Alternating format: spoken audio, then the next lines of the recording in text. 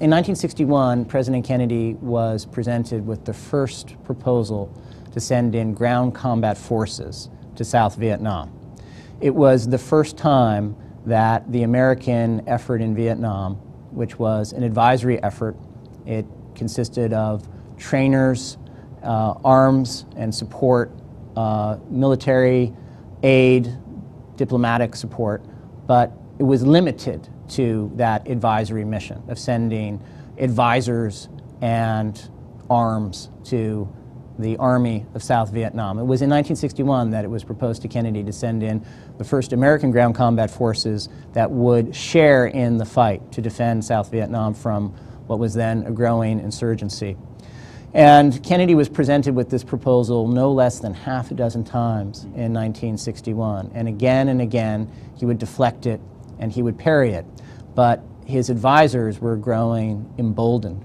And in November of 1961, they converged around a proposal to send in the first increment of ground combat forces. And they told Kennedy the odds were against, sharply against, holding on to South Vietnam without a major American military commitment. And at that time, he was advised by his National Security Advisor, by his Secretary of State, Dean Rusk, by the Secretary of Defense, Robert McNamara.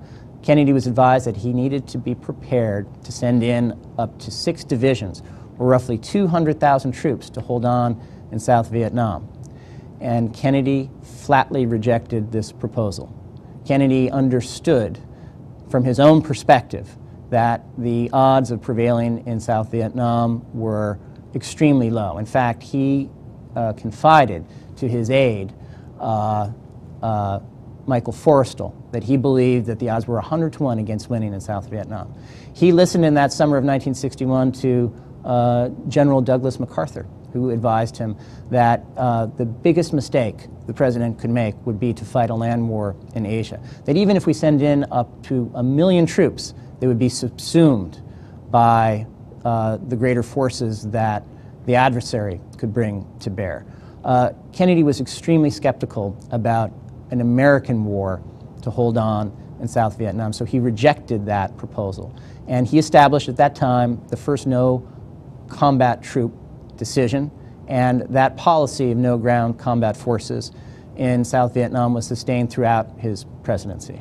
To what extent, if any, do you think that Kennedy's decision was affected by the fact that he himself, unlike Johnson, unlike Rusk, unlike Bundy, unlike McNamara, unlike Rostow, had been in combat?